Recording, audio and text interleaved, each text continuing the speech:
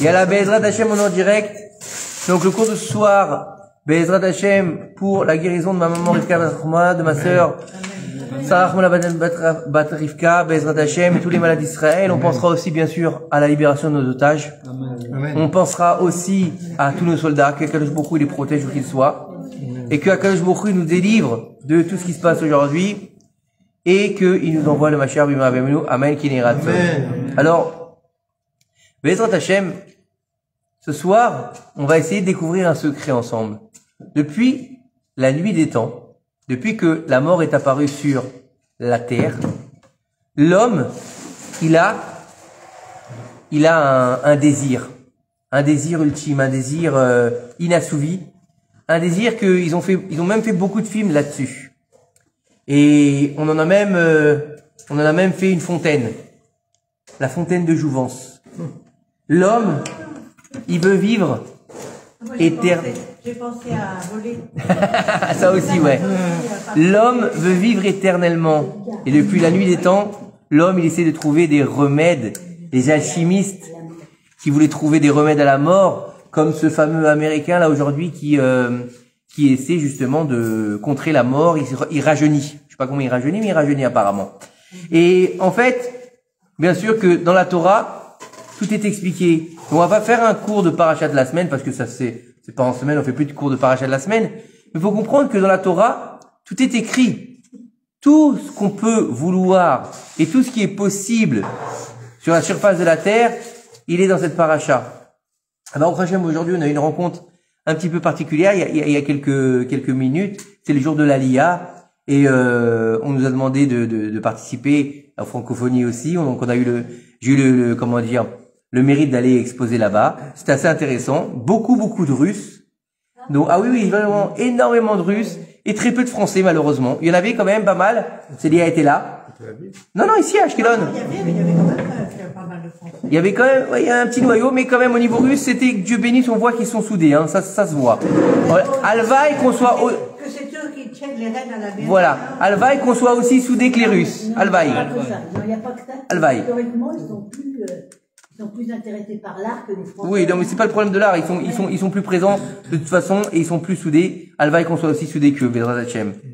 Alors, maintenant, cette fameuse fontaine de jouvence, cette fameuse besoin d'être éternel, en fait, de vivre pour l'éternité, est-ce que c'est possible?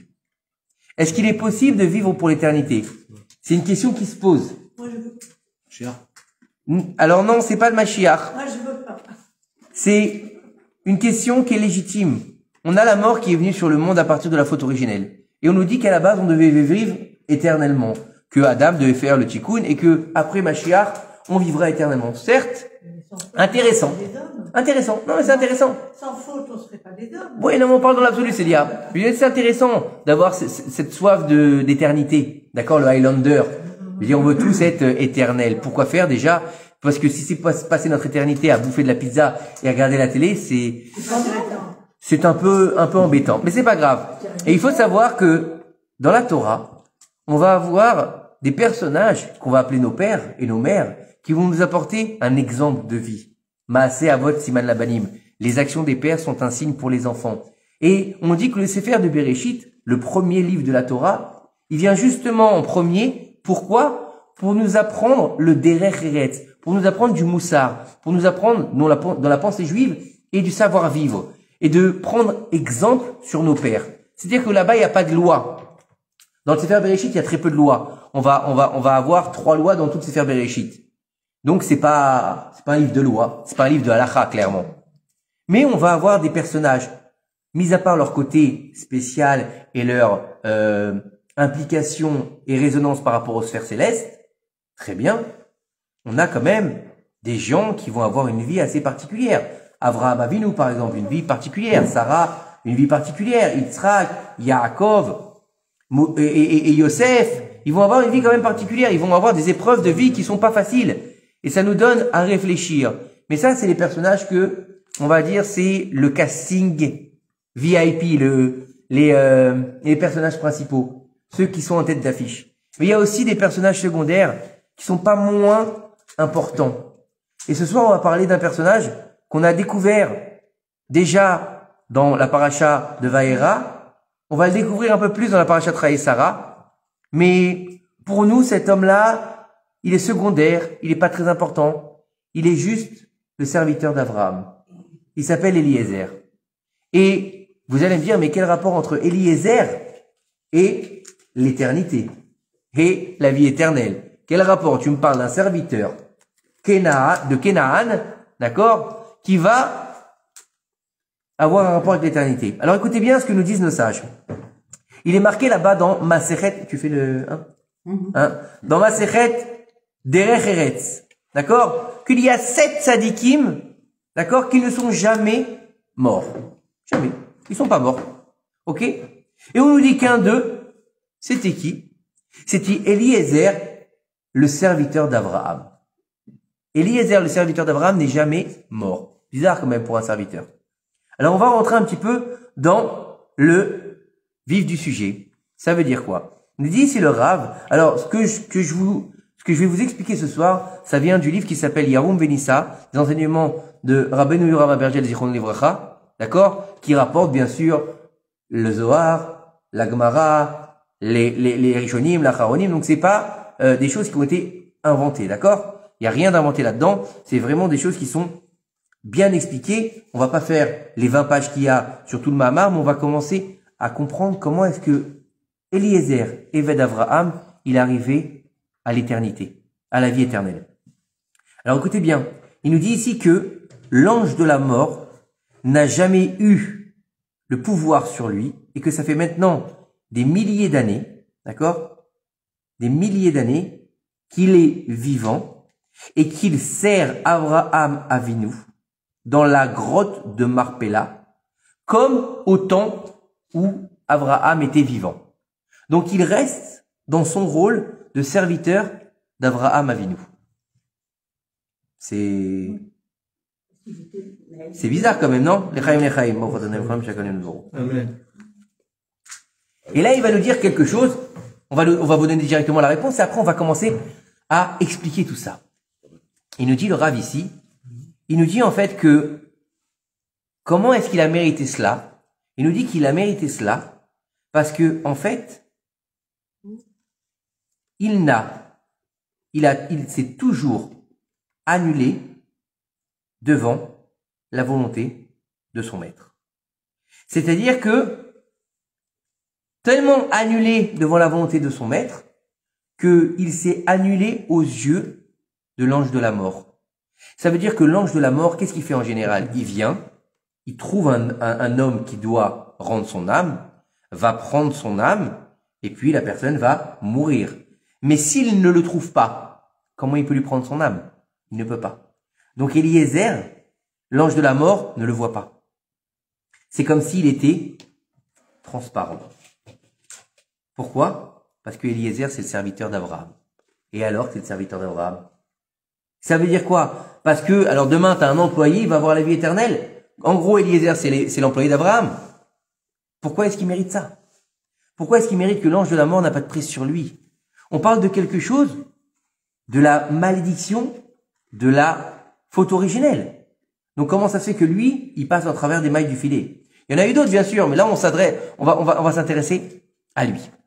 Écoutez bien. Il faut savoir que il y a ici, dans l'histoire qu'on va lire ce Shabbat, 3 ans après la mort de Sarah Imenu, qui a été enterrée bien sûr dans le caveau de Marpella, ça on verra tout ça Shabbat si Dieu veut, d'accord? Abraham il a dit, Yallah, il est temps de marier mon fils. Et là, chose bizarre, il va pas y aller lui-même. Il va appeler Eliezer. Abraham il appelle son serviteur, le plus vieux de sa maison, celui qui règne sur tous ses biens. D'accord? Et il lui dit une chose particulière. Mets ta main, je t'en prie, sur ma cuisse, en dessous de ma cuisse. De ça, je nous explique qu'il lui a demandé de mettre sa main sur sa Brit Mila. La Brit Mila, faut comprendre une chose, c'est que c'est l'alliance. C'est comme ça qu'on jurait avant, sur la Brit Mila. Il n'y avait pas de Sefer Torah avant pour jurer. On jurait sur la Brit Mila.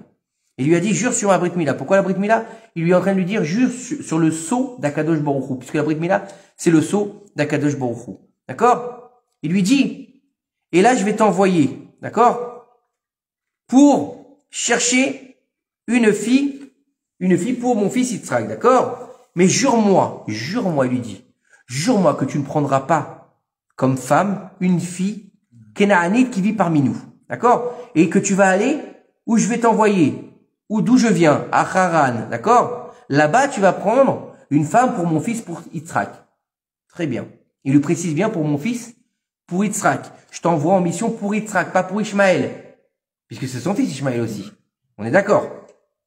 Maintenant, il va lui envoyer dans quelque chose de très difficile. Écoutez bien l'histoire. Ils sont en Canaan, donc la terre d'Israël.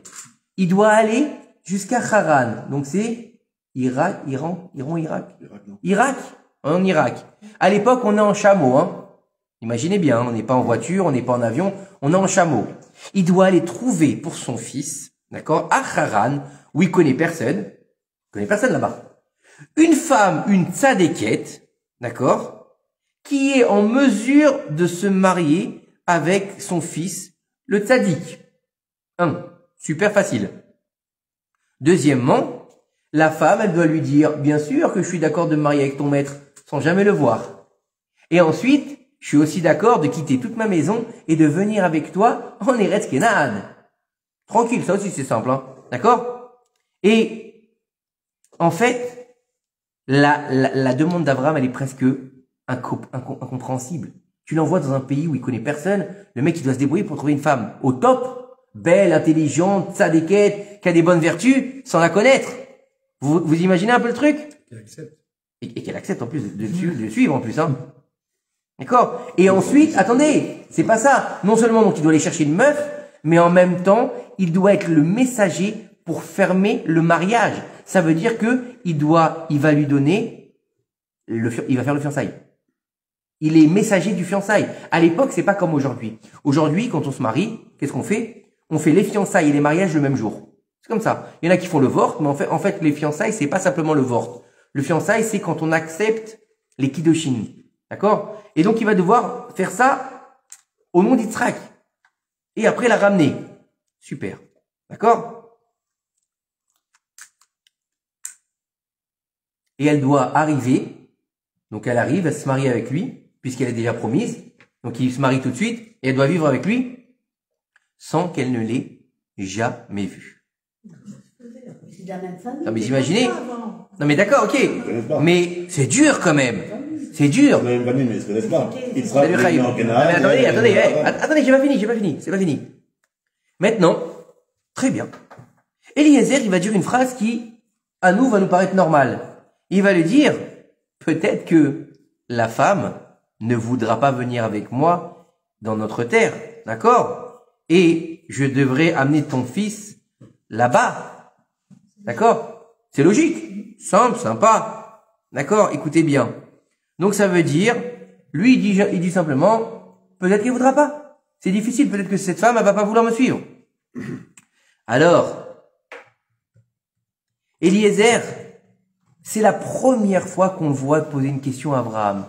De tout temps, il a jamais posé de question à Abraham. Quand il y a eu la guerre de Sdom vers Amora, d'accord, quand il y a eu les 5 rois contre les 4 rois, on nous dit que là-bas que Abraham, il a pris avec lui 348 ou 318 hommes. D'accord? Et là-bas, on nous dit, non, c'est pas 318, c'est Gematria Eliezer.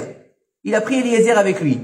Donc, il l'emmène pour aller faire la guerre, il pose pas de questions. C'est celui qui gère sa maison, pose pas de questions. C'est son plus vieux serviteur.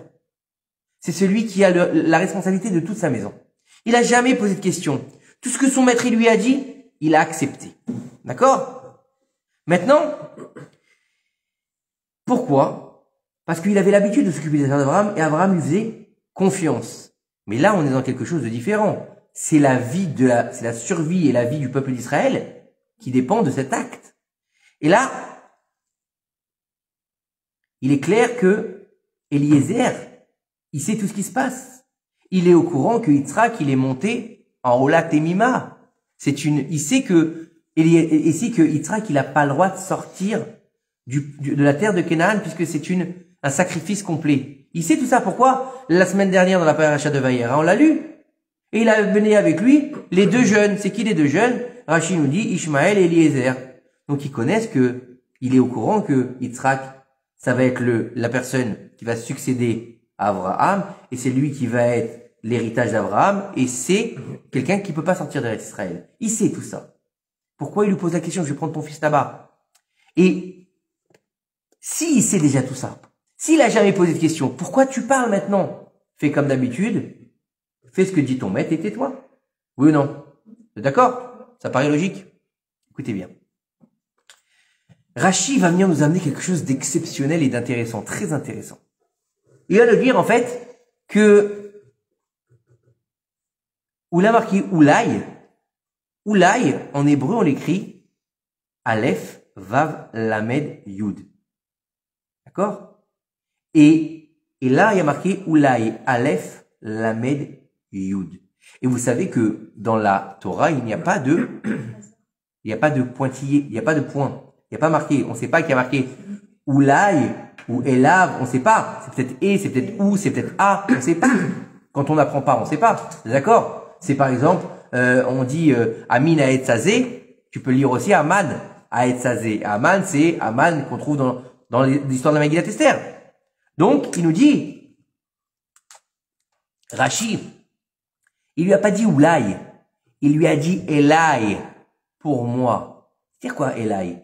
Il lui dit ici, Rashi, qu'en fait, Eliezer, il avait une fille et qui voulait marier sa fille à Yitzhak. Il lui a dit, alors peut-être que cette fille, elle voudra pas. Et donc Yitzhak, il épousera ma fille. Ah, donc là, il a un intérêt dans l'histoire Eliezer. Il veut en fait que cette shlichut, elle soit pour lui, qui devienne le messager du mariage de sa propre fille. D'accord?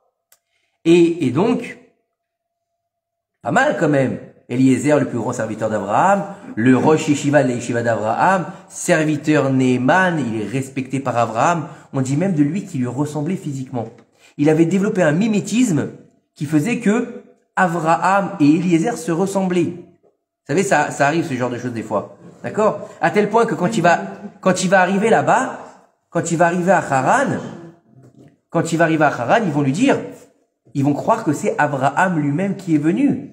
Ils vont le respecter comme si c'était Abraham, roi, entre guillemets, de la terre de Canaan. Comme ils vont lui dire. Non, pas les gens de Haran. Les gens de, comment ça s'appelle? Où il va enterrer Sarah. Ils vont lui dire, tu es un prince parmi nous. Alors écoutez bien, c'est pas fini. D'accord? Et donc, il a posé cette question. Mais, en fait, il lui a posé la question, il lui a sous-entendu. Il pouvait pas lui dire, écoute, peut-être que, au lieu qu'il ait épousé une fille de là-bas, qu'il épouse ma fille. Il peut pas lui dire ça. D'accord? Il a peur de son maître, il respecte son maître, c'est de la crainte. Pas de la peur, c'est de la crainte et du respect. D'accord? Et donc, en fait, il peut pas lui dire comme ça. Maintenant, il se dit, ma fille, c'est une sadéquette. Elle a grandi dans ma maison avec Abraham, avec Yitzhak, avec Sarah et Menou. Elle a des bonnes midotes. C'est une fille bien. Je suis le responsable de la maison. Oulaï que elle se marie avec lui. D'accord? Au lieu de m'envoyer dans un pays de mécréants où là-bas tout le monde est tordu, va savoir sur quelle fille je vais tomber. Qu'est-ce que je vais avoir qu'est-ce que je vais lui ramener comme comment on appelle ça? Comme belle-fille à Abraham. Au moins ici, on est sûr de la marchandise. Oui ou non? Et là, Abraham Avinu, il est pas bête. Et il comprend ce que va lui dire son serviteur. Il lui dit, regardez bien ce qu'il dit, garde-toi de ne pas faire une chose pareille. Ouh, imaginez, c'est violent quand même. L'autre lui dit, je veux ma fille, il lui dit, oui. En gros, il est en train de lui dire, crève. Hein? Crève, il lui dit. Il lui dit, jamais de la vie. Genre, ça veut dire ta fille, elle est quoi? Krikam Shuma. C'est là, j'en veux pas, laisse-la à la maison. C'est ça que ça veut dire ou pas? Dans l'absolu. Écoutez bien, ça va beaucoup plus loin. Abraham, il lui dit, c'est clair que mon fils, il sortira pas déjà pour aller chercher une fille parce que lui, il doit rester ici. D'accord? Et il faut qu'il reste dans ce pays. Et il est clair que il ne se mariera pas avec ta fille. Pourquoi? Parce que ta fille, elle est Knaanite. Bah, tout le monde est Knaanite. Tout le monde vit en Canaan, donc on est tous, comme nous on est des Ashkelonimes, oui ou non? Non. Il lui dit, ta fille, elle vient de Canaan, le maudit. Et moi, je suis Abraham qui vient de Shem, le béni. Une maudite, elle ne peut pas se marier qu'un béni. Non mais imaginez, imaginez, quelqu'un il vient vous voir, hein, t'as un ami à toi, il vient te dire, écoute Baba, ton fils il est en âge de se marier, moi j'ai une fille, Jdida, elle est belle, elle a des bonnes midotes, elle est sympathique, et toi tu dis, écoute, on mélange pas les torchons et les serviettes ensemble. C'est ce qu'il lui a dit ou pas? Alors soit tu lui crèves les yeux, soit tu lui crèves les yeux. Hein? Il y a pas d'autre... Non mais sérieux, franchement quelqu'un va dire ça, tu dis quoi? C'est violent, toi, hein?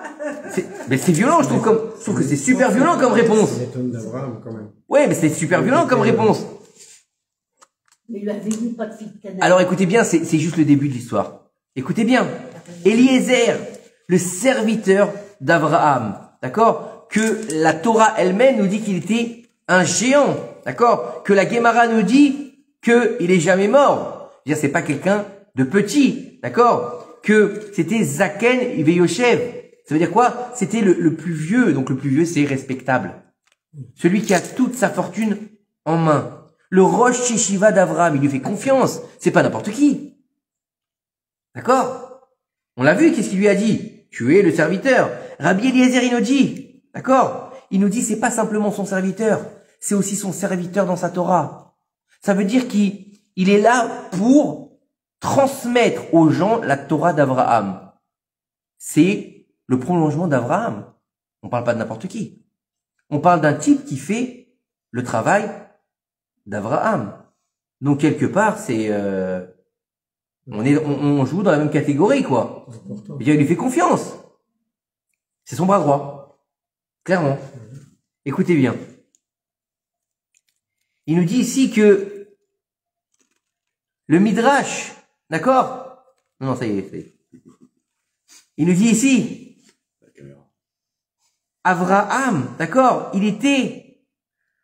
Il donnait une confiance à son serviteur comme personne. Il avait une telle confiance qu'il lui donnait les clés de sa maison. Et il avait les yeux fermés, Abraham. Tout ce qu'il faisait Eliezer, c'était béni. Fais ce que tu as à faire. Il n'y a pas de problème, je te fais confiance. Et là, il lui dit, je vais te donner ma fille qui a grandi avec toi dans une ambiance de yeshiva. D'accord? Et tu dis, elle est Chikam Shuma. C'est comme si le Rosh Yeshiva, il vient te dire, c'est ma fille. Tu dis, ta fille, elle est... On n'est pas sûr de la... On n'est pas dans le même pot. Non, mais il lui dit, on n'est pas très sûr de la... des midotes de la jeune fille. C'est dur. C'est contradictoire. C'est limite indécent, voilà. C'est limite vulgaire de la part d'Abraham, je dirais même. Au jour d'aujourd'hui, on pourrait dire c'est limite vulgaire. Alors écoutez bien. Et Abraham, il lui dit attention, il lui dit pas simplement on va pas se marier avec ta fille, il lui dit toi t'es un maudit. Donc ta fille elle est maudite. Donc si toi t'es maudit, t'es pas soul pour te marier avec mon fils. Donc ta fille elle est psoula. Attends, j'ai pas fini. Il lui dit on peut pas unir nos deux familles puisque toi t'es maudit et moi je suis béni. Ça veut dire quoi? Attendez, c'est pas fini. Ça veut dire que tu pourras faire ce que tu veux, d'accord? Bien que tu sois un grand tzaddik, un grand Talmid Chacham, que tu sois mon Rosh Yeshiva, toi t'es maudit et moi je suis béni. On est dans deux espèces différentes et incompatibles. Pourquoi est-ce que Eliezer il est maudit? Eliezer, faut comprendre qui c'est. Parce que nous on connaît Eliezer, serviteur d'Abraham. C'est qui Eliezer? Eliezer, à la base, il vient c'est le fils d'un homme horrible, pourri, méchant, qui est celui qui veut tuer Abraham Avinu. Il s'appelle Nimrod. Eliezer, c'est le fils de Nimrod. Eh oui.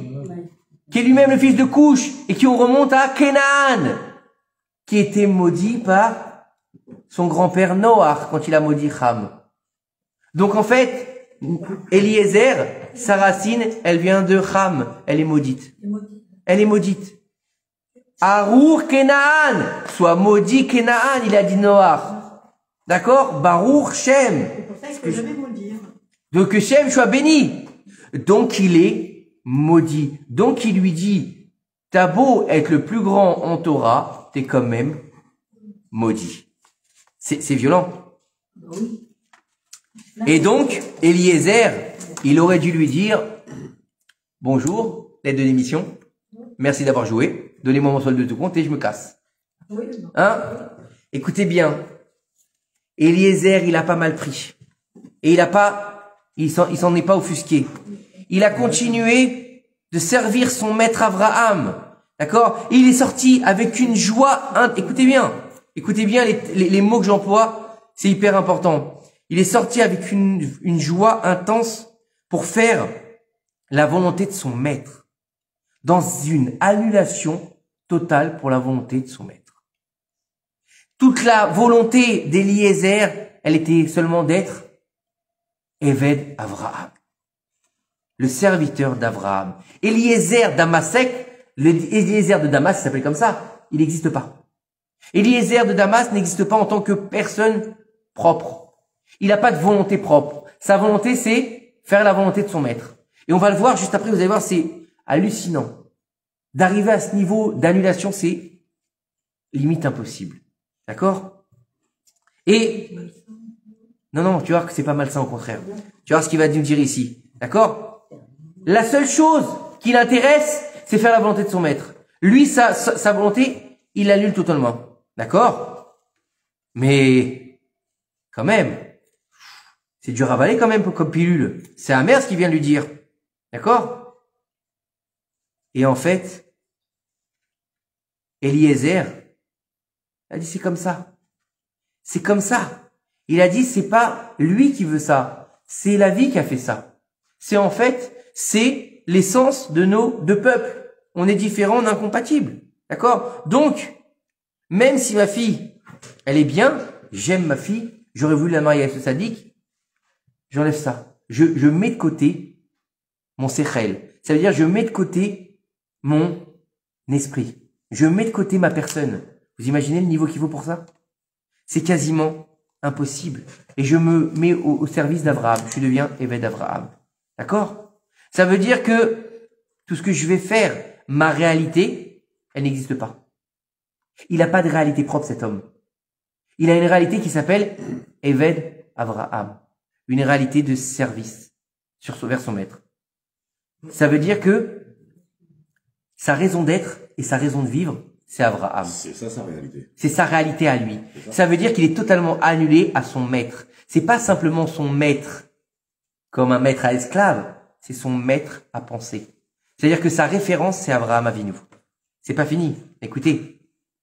Et ça veut dire que il a totalement effacé ce qui s'appelle Eliezer.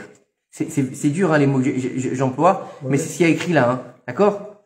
Il s'est tellement allumé devant son maître qu'il a effacé l'entité Eliezer. Et étant donné que l'entité Eliezer est effacée de ce monde, le Malach Hamavet, il ne peut pas le trouver. Vous comprenez? Il n'y a plus de possibilité pour l'ange de la mort de le trouver puisque il n'existe plus. Il n'a pas existé. Voilà. Cet homme n'existe plus. Cet homme, en fait, même vivant, il est plus là. Ça veut dire, il est ni mort, ni vivant. Non, regarde le niveau quand même où il atteint. Écoutez bien, c'est encore plus long, ça va encore plus loin que ça. D'accord? Il nous dit que une seule fois, on a vu le nom de Eliezer, là-bas. Mais juste après, on l'a dit, Eliezer, Damasek. Il y a marqué où? Damasek, Eliezer. Il est Eliezer de Damasek, mais juste après, on a marqué Avdo, Eved Avraham, le serviteur d'Avraham. Car c'était toute son essence, en fait. Ça veut dire qu'il arrive à un niveau, imaginez que quand même son père, faut comprendre une chose, c'est que cet homme-là, son père, c'est le roi du monde à l'époque d'Avraham Avinu. Avant l'histoire de la Kif Shanaesh, là, quand il a jeté dans la fournaise, Eliezer, c'est le prince du monde, en fait, quelque part. Il l'a rencontré à ce moment-là. Écoute bien, il lui a donné un cadeau, Nimrod. Comme Pharaon, il donnera Agar. Il vaut mieux qu'il soit, qu'est-ce qu'il a dit Pharaon? Il vaut mieux qu'elle soit esclave dans la maison d'Abraham que princesse dans mon palais. La même chose avec Nimrod. On parle pas de quelqu'un qui a été trouvé dans la poubelle. On parle du fils de Nimrod, qui est le roi du monde à l'époque, où tout le monde l'adore, qui se prend pour Dieu, justement, comme Pharaon, les mêmes. C'est toujours la même chose. C'est toujours la même histoire. C'est redondant. Ça se ressemble tout le temps. L'histoire de Pharaon, l'histoire d'Abimelech, c'est ma sœur. C'est ma sœur. 2 fois on l'a eu cette histoire de sœur. Sarah, il peut pas lui dire c'est sa femme. De quoi il a peur? Non, il n'y a pas de crainte du ciel ici, lui dit Abimelech. Vous êtes tous des pourris. Vous avez des bonnes manières. Genre vous présentez bien, vous êtes élégant. Vous êtes beau, vous êtes souriant. Vous avez de la culture. Mais vous êtes en fait des porcs, il lui dit. Voilà ce qu'il lui dit, Abraham. Il n'y a pas de crainte du ciel ici. Vous auriez été capable de me tuer pour prendre ma femme. Vous comprenez où on en est? On est dans un état de fait où le monde, à ce moment-là, il est encore une fois dans l'idolâtrie. Il est dans le besoin de chercher les plaisirs de ce monde. Il est dans le besoin de se faire plaisir. Vous savez que pourquoi a été créée l'idolâtrie ou pas? À la base. Vous savez ou pas? Non. Nos sages, ils nous disent. La première fois que j'ai entendu ça, j'ai trouvé ça très violent. Je me suis dit qu'à la base, l'idolâtrie, bon, c'était une sorte de science erronée où au lieu de mettre nos forces dans l'idée de Dieu, on met les forces dans quelqu'un d'autre, dans une image. On va donner une image pour se raccrocher comme la bonne étoile, on va dire, ou comment dire. Toutes les superstitions. Voilà, ou quelque chose qui nous raccroche au divin. Non, nos sages, ils nous disent que les hommes, ils ont commencé à faire de l'idolâtrie pour pouvoir se permettre de la débauche. Pour pouvoir se donner, en fait, une consistance à leur propre désir charnel. Et c'est ça le but de l'idolâtrie, en fait, à la base. Que la plus grande idolâtrie qui a existé, elle s'appelle Baal Péor. Baal Péor, c'était de faire ses excréments devant la statue, à l'extérieur, et de rentrer ensuite dans le temple, faire des bacchanales, avec tout et n'importe quoi. Donc, on est là dans la plus vile des pensées humaines. Vous imaginez? C'est pas de moi, hein. Donc l'idolâtrie, c'est juste pour ça. Maintenant, faut comprendre que Eliezer, il vient de prendre dans la tête quelque chose de très difficile.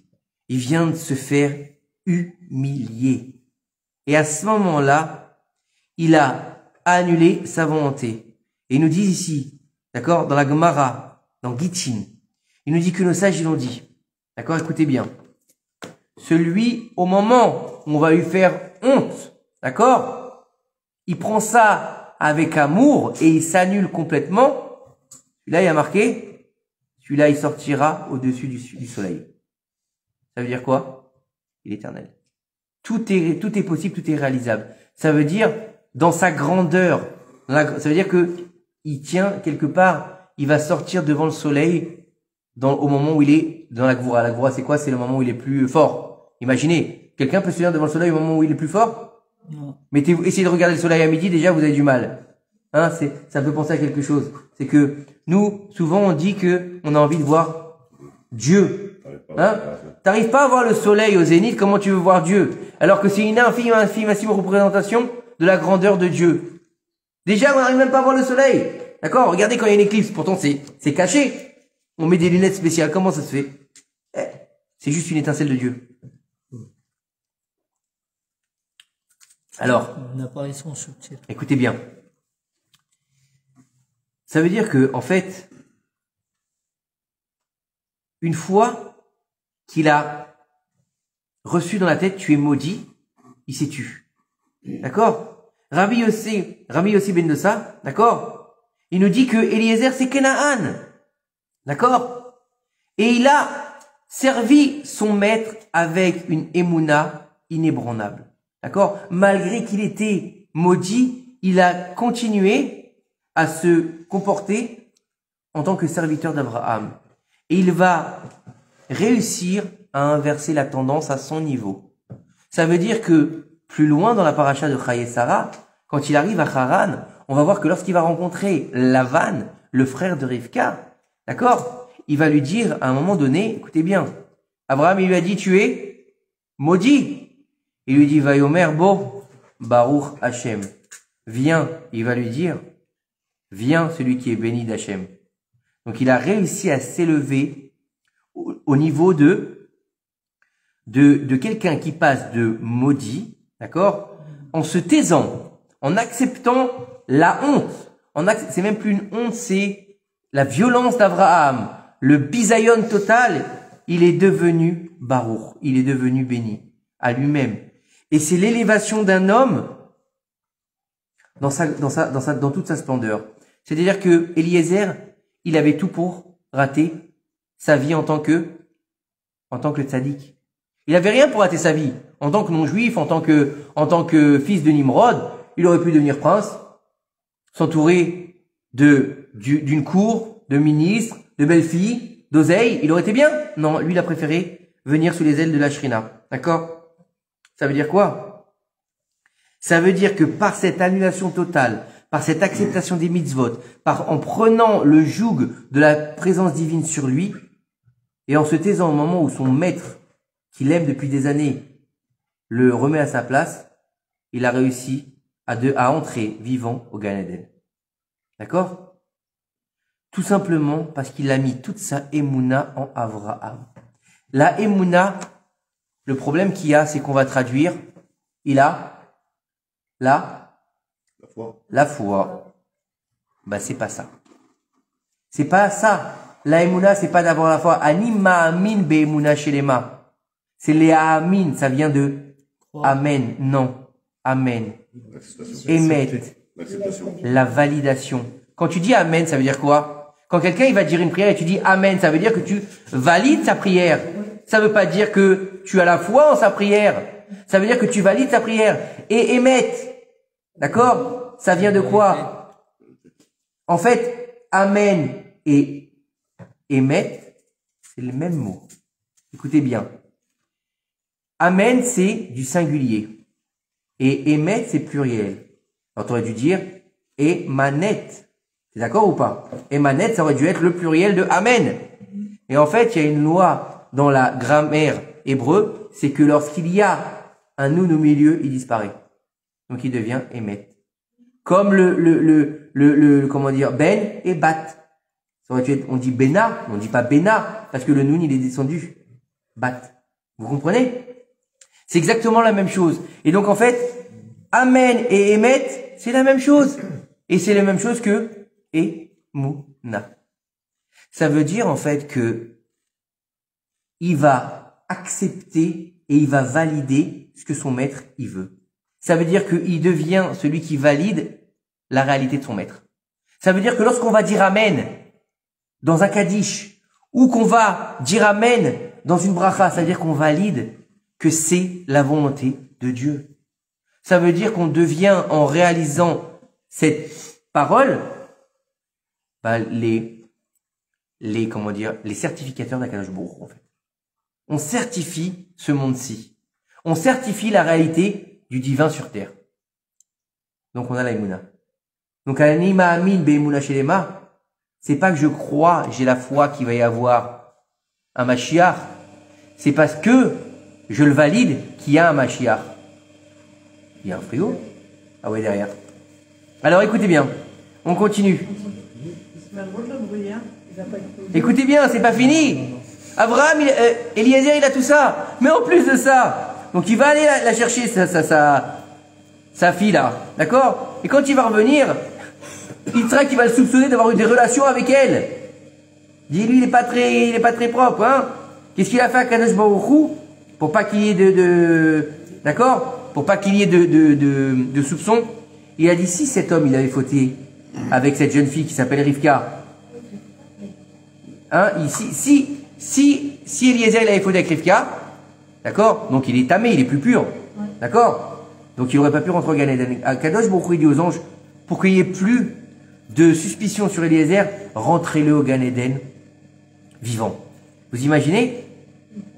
Eliezer, fils de Nimrod, de la terre de Canaan, qui est maudit, il rentre vivant au Gan Eden.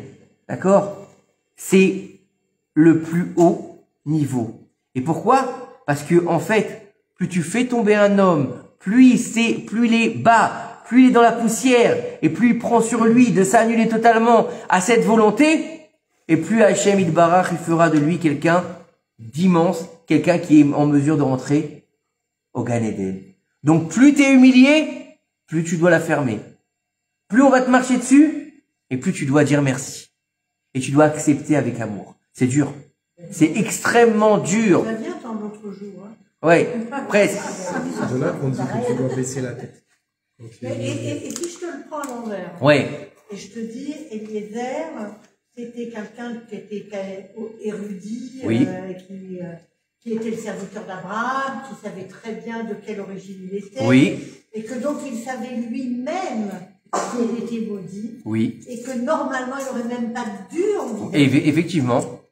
Mais tu sais, Et que c'est pour ça qu'ensuite, quand il a obligé Abraham à lui dire ce que normalement Abraham n'aurait même il lui a pas dit, il lui a pas dit, il lui a pas dit, il lui a sous-entendu. Mais en fait, Mais en fait, Abraham, il l'a mis en position d'avoir à lui dire, alors que normalement, il n'aurait pas dû. Il aurait dû lui-même savoir qu'il ne devait pas proposer ça. et c'est là toute la force de la Torah. Nous montrer que même des hommes comme Eliezer ou Avraham Avinu, c'est des hommes. Bien sûr. Et ils sont pas à l'abri de tomber. Mais Ils sont pas à l'abri, Mais dans la soumission, on comprend mieux la soumission d'Eliezer. bien sûr. Si on sait que lui-même savait et que normalement, il n'aurait pas dû.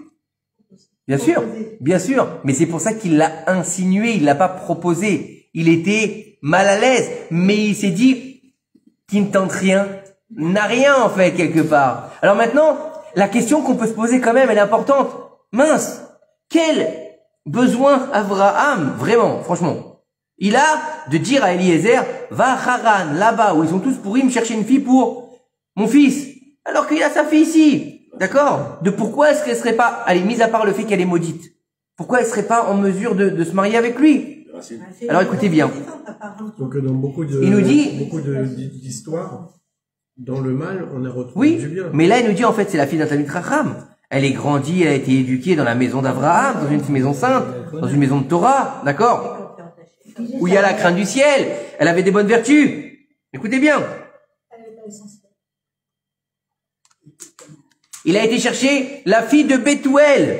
La fille de Bethuel. Bethuel le malfrat. D'accord?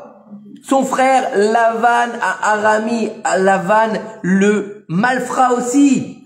Le sorcier, le timbré. Ok? Lavan, vous croyez quoi que c'est un petit joueur? Vous croyez que Lavan, ici, le père de Rivka, de Rachel et Léa? Et le frère de Rivka? Lavan, c'est un taré. Lavan, il prenait comment dire, les premiers-nés pour en faire des poupées vaudou. C'était un malade. Les théraphim dont on va parler plus tard, c'est quoi? C'est des têtes de mort d'enfants. D'accord? C'est des poupées vaudou. C'était un ouf, le mec. C'était pas un simple. D'accord? Il a menti à toute la ville pour marier Léa avant Rachel.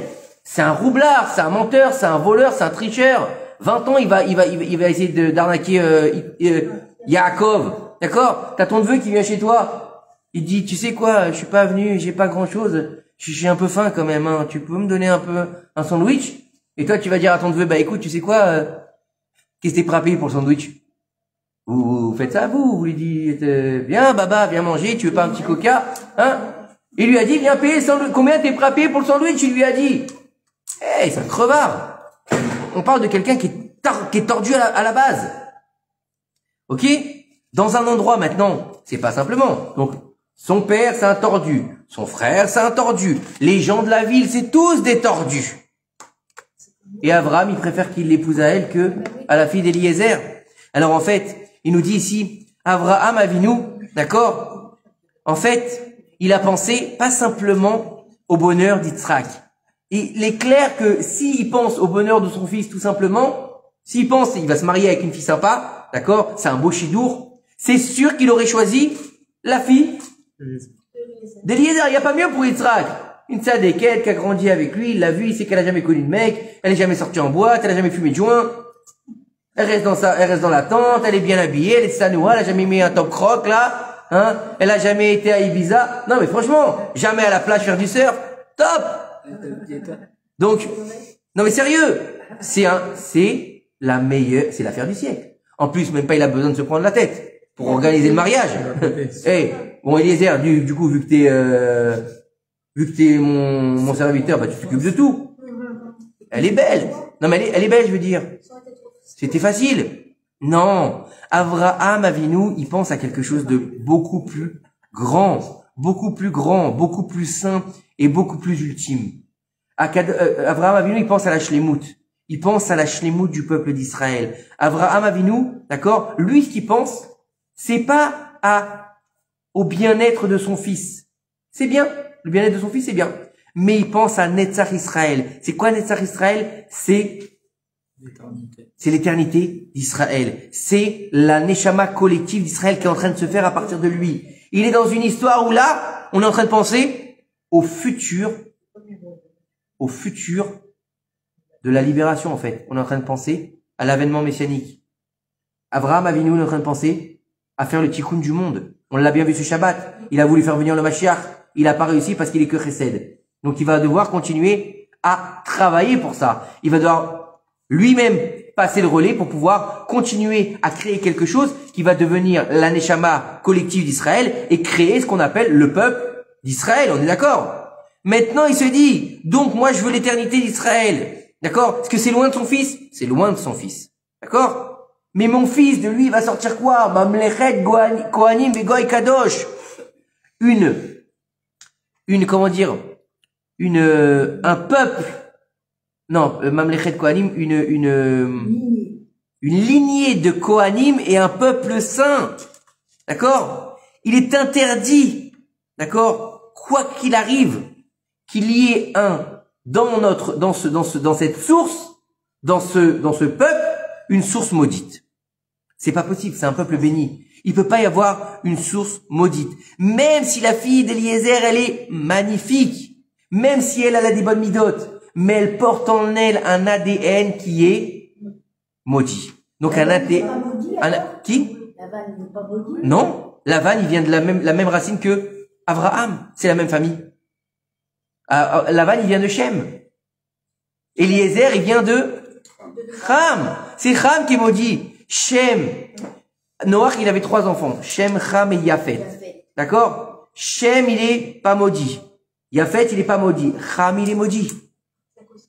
Donc Cham, il a dans ses gènes, d'accord, il a marqué Arur Kenaan, il lui a dit Noach. Donc il est maudit. Donc ça veut dire dans la source de cette fille, même si elle est top, elle a un ADN qui est pourri.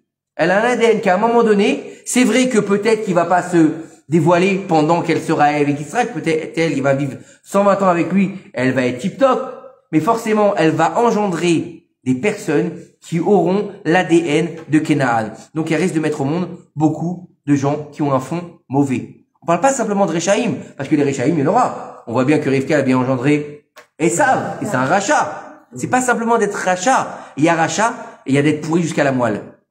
Et c'est ça qu'il veut pas Abraham. Abraham, il veut pas en fait que la source. Être maudit, c'est pas être pourri jusqu'à la moelle. Être maudit, c'est être entaché dans les générations futures. Quand je dis qu'il est pourri, c'est-à-dire que la source de cette malédiction, elle est pourrie.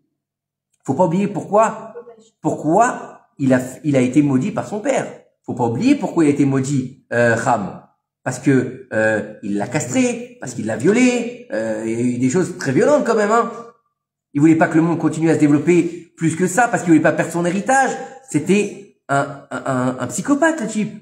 Il veut pas qu'il y ait ça. Il veut pas qu'il y ait une mauvaise racine pourrie, en fait. Il est maudit jusqu'à la racine. Et il veut pas de ça, Abraham, d'accord? Il veut pas que, en fait, dans sa descendance, il arrive à avoir un mélange entre la malédiction et la bénédiction. Il veut que la bénédiction, d'accord?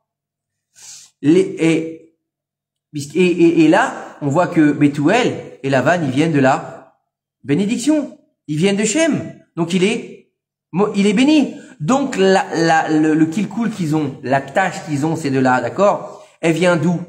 Elle vient d'eux-mêmes. Elle vient de leur propre personne. Elle vient en fait de ce qu'ils sont, mais pas de ce qui il y a dans leur âme collective, en fait. Ça veut dire que il y a aucun rapport entre l'extérieur et ce que vivent Lavan et Bethuel et ce que contient en elle Rivka, la mère du peuple d'Israël. Aucun rapport. Pourquoi? Parce que elle est sainte. Elle est sainte et elle ne se fait pas, avaler par eux. Elle garde sa pureté. À tel point qu'on va dire dans Shir Hashirim que c'est une rose parmi les ronces, Rivka. Imaginez, elle grandit avec Lavan, avec Bethuel, avec des tarés dans tout le peuple, et elle reste la petite maison dans la prairie. Et franchement, faut le faire. Ici, elles ont beau aller dans des séminaires des fois, tu leur donnes un smartphone, même pas tu les mets dans un endroit, dans un environnement fou, hein. Tu leur donnes un smartphone, c'est fini. 2 jours après, elle a une crête sur la tête et on sait pas où elle est. Non, mais c'est vrai. Donc en fait, Abraham, il pense à l'éternité du peuple d'Israël. Et en fait, faut comprendre par là que c'est normal pour Abraham. Pourquoi? Parce qu'il est prophète. Parce qu'il est prophète du peuple d'Israël et des nations du monde aussi. Et il sait que là maintenant on a commencé le tri. On a commencé à faire le tri effectif depuis la création du monde. Que maintenant on va être obligé de faire, comme on l'a dit Shabbat, Israël et les nations du monde. Donc Israël et les nations du monde ne sont pas contenus dans la même entité. On a 2 entités différentes. Donc on va avoir Ishmaël, nation du monde, Yitzhak, Israël. On va avoir Yaakov, Israël, et Esav, nation du monde. Vous voyez la différence? Et là, on va commencer à mettre en place le tri de la libération. C'est-à-dire que maintenant, on va faire ce qui aurait dû faire depuis la faute originelle, c'est-à-dire toutes les âmes qui se sont mélangées en Adam Arishon, juives et non juives après la faute originelle. Maintenant, on va sortir dans le bon endroit la bonne neshama juive et dans le bon endroit la bonne neshama non juive. Alors que jusque-là, on pouvait pas le faire. Donc, on va devoir maintenant écarter les choses qui ne sont pas bonnes pour ce tri. Eliezer, malheureusement, il doit être écarté. Pas parce que lui, il est méchant, pas parce que lui, il est mauvais, parce que la source, elle est pas bonne pour continuer le tri. Tout simplement. Maintenant, écoutez bien. Il va nous dire. On sait comment il est mort, Eliezer. Il est pas mort, on t'a dit. Enfin, oui, mais on sait. Il est pas mort. Il est à Hebron. Il est à Hebron. D'accord? Ouais. Alors, il va partir. Il va arriver le jour même. D'accord? Mais regardez bien le niveau d'aliénation d'Eliezer. Alors, c'est bien. C'est vrai. Allez, ok. Eliezer, c'est un bon employé. Il fait le boulot devant son maître. Il fait le boulot. Maintenant, il est en Irak. À chaque fois, j'ai du mal, en Iran, en Irak. Bon, il est en Iran, en Irak, peu importe, d'accord, même s'il est en Turquie, si vous voulez. D'accord? Il est loin de son maître. Non, mais il est loin de son maître. Il est loin de son maître. Qui c'est qui va le surveiller? Vous croyez qu'il a la caméra? Il a pas la caméra. Il a pas mis la caméra, il a un mouchard. Non, il a pas tout ça, Eliezer. Il est parti en ayant juré sur la bride de son maître. Écoutez bien, il arrive là-bas. Il aurait pu dire, Akadosh Baruch Hu, je t'en prie, regarde. J'ai fait la volonté de mon maître, je suis parti chercher une femme à Haran, j'ai galéré, j'ai pris 10 chameaux, j'ai pris des trucs, il m'a insulté en plus avant de partir. Sois gentil, fais-moi plaisir. Pour me soulager un petit peu, envoie-moi la fille que Yitzhak doit épouser. Il aurait pu dire ça. Oui ou non? Oui. Ça aurait été légitime. Quand même. Non. Écoutez bien. Ce qu'il a dit quand il a prié pour trouver Rivka. Et ça montre à quel point il était annulé et il était Neeman. Neeman, la Neemanout, c'est la loyauté. Loyal. C'est dur à dire. Loyal envers son maître, même quand il n'était pas là. Et le truc qu'il y a, c'est que Akadosh Baruch Hu, n'oubliez pas une chose, c'est que beaucoup de gens, ils paraissent loyaux de l'extérieur, mais le moment où on sait que l'homme, il est loyal, c'est quand? Justement, quand on n'est pas là. C'est Akadosh Baruch Hu qui sonde les reins et examine le cœur. D'accord? Écoutez bien. Il a dit, Vayomer, Hachem Eloé. Il a dit Hachem. Donc, Eliezer parle. Hachem, Eloé. Mais, Dieu, il aurait dû dire mon Dieu. Eloé, Adoni, Avraham. De mon maître, Avraham. D'accord? Il aurait dû lui dire, donc, je t'en supplie, fais-moi plaisir. Non.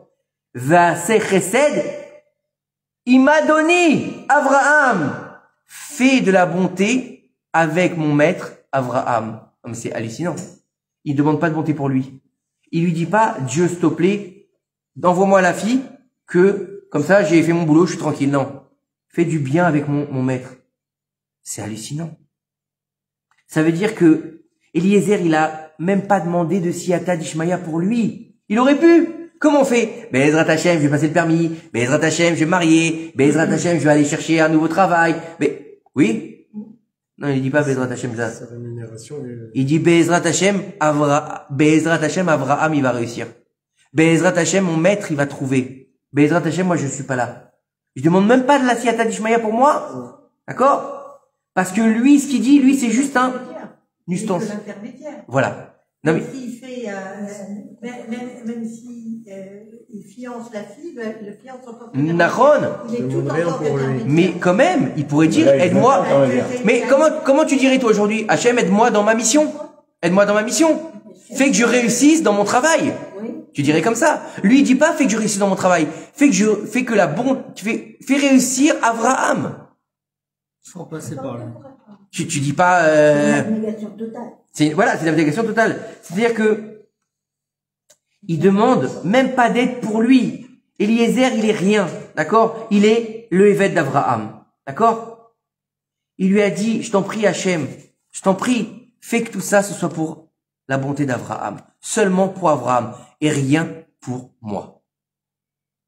Et en fait, grâce à cela, il a fait en fait un dévoilement de la présence divine. Et dès le moment où il a fini de parler, c'est simple, tellement qu'il a fait sortir la présence divine à ce moment-là par son aliénation totale, qu'est-ce qui se passe? Vayou terem kalal daber. Il a à peine fini de parler. Imagine, non mais regardez bien les mots de la Torah. Il a à peine fini la prière, c'est-à-dire que tu dis un mot et juste tu fermes tes lèvres à ce moment-là. C'est pas 1 heure après, 10 minutes, 5 minutes. Il ferme ses lèvres et il est Rivka Yotzet. Et voilà ici Rivka qui arrive. Vous voyez le truc? C'est hallucinant. Il a développé on peut presque appeler ça l'amour divin immédiat. C'est un niveau qu'il faut réussir à atteindre. Et il nous dit ici, dans Zohar HaKadosh, d'accord, que lorsqu'un homme, d'accord, il pense dans sa tfila, d'accord, à la présence divine, ou dans chaque mitzvah qu'il fait, d'accord, qu'il est en présence d'Akadosh Baruch Hu, qu'il demande à la présence divine, d'accord, tout de suite, sa prière, elle est acceptée. Tout de suite, il sera reçu sa prière. Que ce soit un prophète, pas un prophète, que ce soit un chacham ou pas, d'accord, il ne devra même pas attendre. D'accord? Il ouvre tout de suite les portes de l'amour vers lui. Comme un marié, un fiancé envers sa future femme.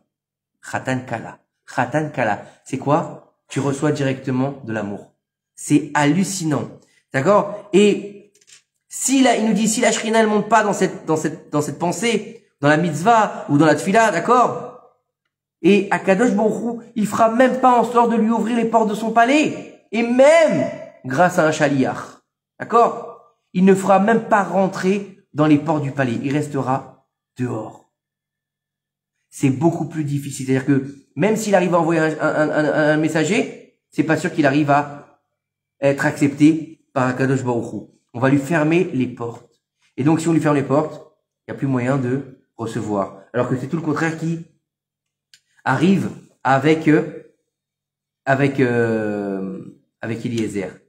Ça veut dire que on est dans quelque chose où la grandeur d'Eliezer, c'est qu'il arrivait à dévoiler dans sa prière une réponse immédiate de la Shrina Akdosha. Ça veut dire que il a fait que sa prière, elle soit une réalité absolue et que Dieu ne puisse pas refuser.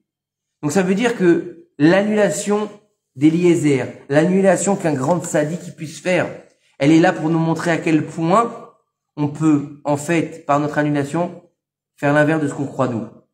On pense, nous, c'est que si on va montrer, si on va se faire voir, et donc Dieu il va nous écouter. Non. C'est tout dis-moi où est-ce qu'on en est. C'est tout l'inverse. C'est tout l'inverse. C'est carrément l'opposé de la nature humaine. C'est l'opposé de la nature humaine, parce que dans la nature humaine, tu fais quoi? J'ai fait, je suis, c'est moi, c'est moi, c'est moi, je, et quand il y a je, il n'y a pas Dieu. Et en fait, regardez bien, Eved Avraham, il y a une autre personne qu'on a appelée Eved. C'était qui? Moshe Rabbeinu. Moshe Rabbeinu, comment il atteint ce niveau, où le plus haut niveau de la Torah, c'est-à-dire que la plus grande gratification de la Torah, c'est ni rabbin, ni Rav, ni Rabbi, ni Cohen, ni Lévi, ni Israël, ni Monsieur le Président, ni Monsieur le Directeur, c'est Eved, serviteur. La plus grande gratification de la Torah, c'est Eved. Ve Moshe Avdi. Moshe, mon serviteur. Et regardez bien à tel point ça va loin. Torat Moshe Avdi. Il a réussi à faire que la Torah, elle s'appelle en son nom, justement, parce qu'il est serviteur. Regardez bien le cadeau que Dieu il a fait à Moshe. La Torah, elle aurait pu s'appeler au nom d'Abraham, Yitzhak, Yaakov, Moshe, oui ou non? Non. Parce qu'il s'est annulé Moshe Rabbeinu, qui était le plus humble des hommes sur la terre, il est devenu celui qui a la Torah, qui a collé à son nom. Eliezer, serviteur d'Abraham. D'accord? Abraham, il est mort? Oui ou non? Abraham, il est mort?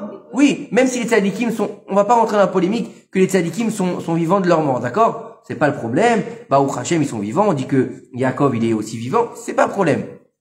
Il y a marqué, Abraham, il est mort. Dans la paracha de cette semaine, il y aura marqué, et Abraham, il est venu en séjour et il a rendu son âme. Très bien. Yitzhak aussi? Oui. Yaakov aussi? Oui. Yosef aussi? Oui.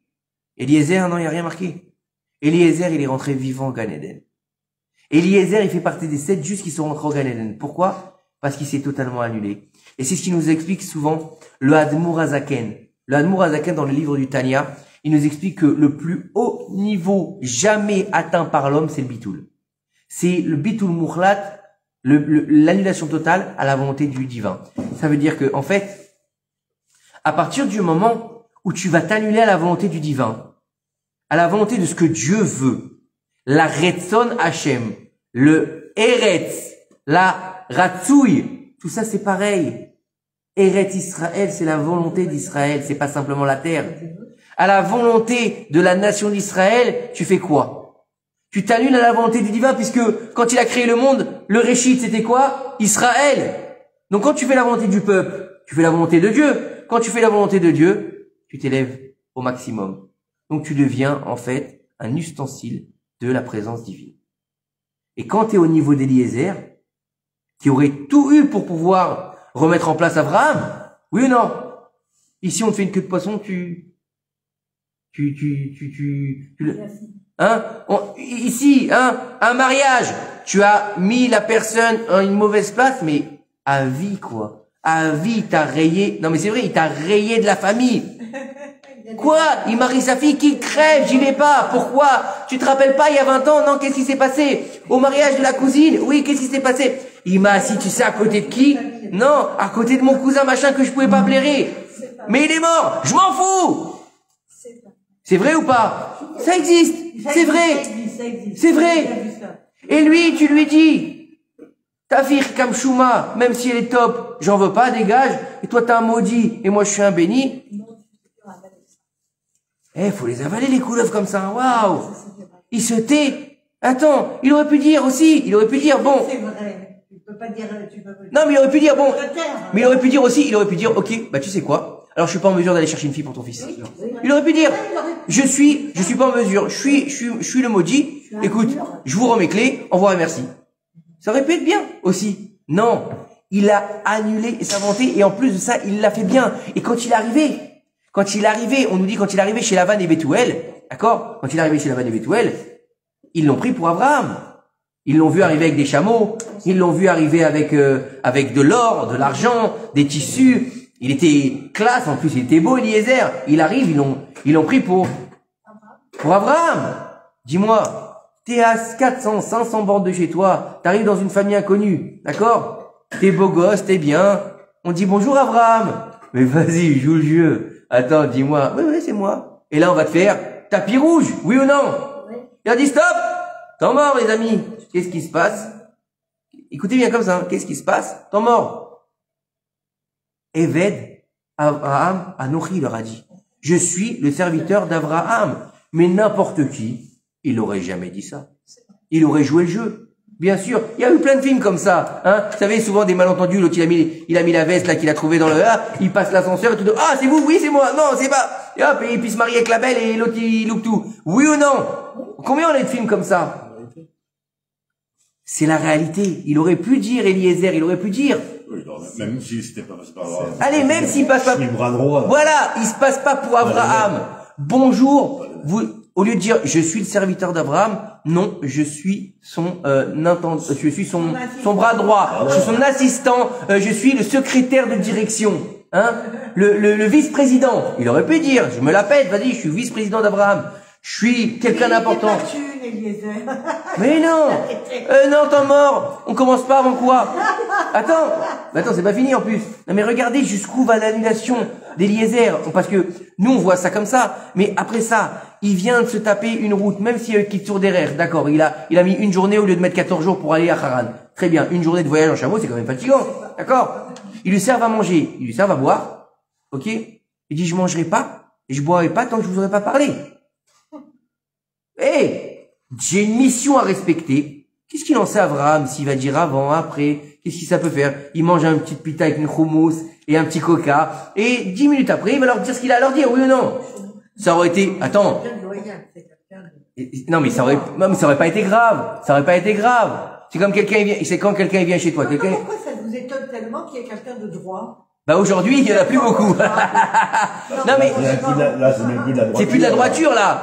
Mais, non mais regarde, même des fois, regarde, des fois, t'as le livreur qui vient chez toi, d'accord? On arrive au travail, on prend le café. Voilà. En été, le livreur, il vient chez toi. Des fois, il fait très chaud. Ils viennent avec leur scooter, ils viennent pour livrer la pizza. Et la pizza derrière, elle est chaude. Il a le casque, il fait 40 degrés, d'accord? Il rentre chez toi et t'as pas encore donné la pizza, tu dis, tu veux un verre d'eau? Tu veux un verre d'eau? Lui, tu dis oui, donne-moi le verre d'eau et après, tu lui prends la pizza, tu le payes. Non, Eliezer, il veut même pas boire le verre d'eau, il veut même pas manger. Et il s'occupe de ce qu'il a à faire. Mais c'est incroyable. Mais quand on vient de te dire, t'es hors circuit, t'es un maudit, pas j'aurais pris le temps, moi. J'aurais pris le temps, vas-y, détente. Non. Il est tellement annulé à son maître qu'il est au niveau de rentrer dans le Gan Eden vivant. C'est ça la grandeur de la Torah. C'est ça la grandeur des hommes qui sont grands. Plus ils sont grands, plus ils sont annulés. Le Baal HaTanya. Le Baal HaTanya, écoutez bien, on dit qu'il a mis 20 ans pour écrire le Tanya. 20 ans. Des fois, il passait des semaines juste pour mettre un vav ou pour enlever un vav. Imaginez, hein, le truc, hein. Vous savez comment il s'appelle? Là-bas, il y a marqué. Il n'y a pas marqué auteur Baal HaTanya ou Rabbi Shlomo Zalman de Liadi. D'accord? Il aurait pu marquer. C'est lui qui l'a écrit. Il a marqué là-bas le compilateur. Le compilateur. Et là-bas, écoutez bien, c'est encore plus violent ce qui marque dans l'introduction du livre. Là-bas, quand il va mettre, donc, vous savez, on a dans un livre, on a le prologue, après on a la préface, après on a les gens qui vont écrire pourquoi ils ont donné leur approbation à ce livre. Puis après, en général, il y a l'auteur, d'accord? Il dit là-bas, je n'ai fait que glaner des enseignements de mes maîtres. Il y a rien de moi, il leur dit. C'est une science incroyable. Non mais comprenez bien de qui on parle, le Baal HaTanya, Moshe Rabbeinu. C'est des âmes incroyables. On est dans quelque chose du divin. On n'est même plus au niveau humain. C'est pour ça qu'Eliezer, il est en mesure de rentrer vivant au Gan Eden. Eliezer, il n'existe plus aux yeux du Malach HaMavet parce que lui-même n'existe plus dans sa réalité. Sa réalité, elle s'appelle Abraham. Donc vu qu'Abraham, il existe déjà, eh ben il est happé par Abraham. Donc il n'existe plus en tant que soi. Et c'est exactement ce pourquoi le peuple d'Israël, il est venu au monde. Pour faire la réalité du divin sur terre. Et malheureusement, non, c'est pas ça, c'est que malheureusement, depuis l'exil du deuxième temple, on pense que, bon ben, on a eu cette étiquette qui nous colle au basque, le juif errant. On va d'un port à un autre port, et puis on va s'attacher à une culture, à une façon de vivre, à une façon de penser, à une langue. Et on va oublier quelque part qui on est. Souvent, on oublie d'où on vient. Le juif qui était dans les ghettos, il a un peu oublié quand il a eu le, comment on appelle ça là, avec Napoléon. Napoléon, il a fait sortir les juifs du ghetto, il leur a donné le, non, mais il leur a donné, comment on appelle ça là, il les a considérés comme des citoyens à part entière. D'accord? La citoyenneté, pardon, voilà, c'est le mot que j'ai sorti. Il leur a donné la citoyenneté. Tu as reçu la citoyenneté et t'as oublié qui tu étais. Et puis après, on t'a fait manger un pain qui ressemble à un serpent. Puis après, tu as vu la jolie fille qui était pas très juive, mais c'est pas grave. Hein? Comment? La baguette. La baguette. Bah oui, c'est le seul pain qui est comme ça. Au monde. Au monde. C'est le seul pain qui est allongé comme ça. Regardez un pain italien, ça ressemble pas à un serpent. J'ai jamais pensé que c'était un serpent. Ah bah voilà. Écoutez bien. Écoutez bien.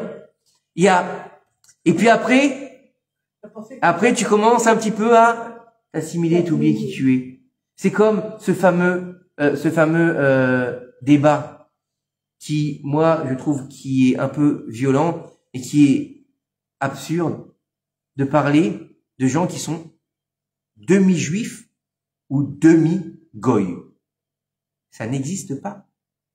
Ça n'existe pas. Ça n'existe pas un demi-juif ou un demi-goy. Ou t'es juif, ou je parle pas de conversion, attention, hein. Je parle pas de conversion. Je parle de, voilà. Ou t'es juif. Non, conversion, c'est conversion, voilà. Conversion, t'es juif, t'es pas mais ou demi-juif ou demi-goy, ça n'existe pas. Ou on est juif à 100%, on est goy à 100%. D'accord? Un converti devient juif à 100%. Tu peux dire pareil pour un demi-frère, c'est un frère. Non, c'est pas pareil du tout. Parce que quelqu'un, par exemple, qui a un père juif. Quand t'as un parent juif. T'es pas demi. Non. Si t'as un père, si t'as une mère juive, t'es à 100% juif. Oui. Même si le père, il est pas juif. T'es à 100%, comme ça. Hein. Oui. C'est de la halakha. T'es 100% kasher, 100% juif. Mais le père, t'es pas 100%. T'es 100% goy. T'es 100% goy. La halakha. Hein. Mais c'est... Non, y a pas. C'est l'IA, c'est une halakha, c'est pas de moi. C'est 100% goy. Ben, en tout cas, du point de vue des conversions, il facilite les conversions de ce que tu veux pas appeler les demi-juifs. Non, il y a pas, ça dépend du point. Il facilite les conversions. Je sais pas comment ça se passe. Je peux pas te répondre parce que je ne sais pas comment ça se passe au niveau des conversions. J'ai jamais été dans le milieu des conversions. Je sais pas comment ça se passe au niveau des rabbanim, soit en Israël, en France, etc. J'en sais rien. Mais ce que je sais, je sais pas. Peut-être que tu as raison. Mais ce que je veux dire, c'est qu'il n'y a pas de demi. Le demi, c'est... Regarde Chirel, par exemple. Qui c'est Chirel? Son père est juif. Ouais. Et sa mère, c'est Jen Manson. Ok. Qui n'était pas juif. Et alors?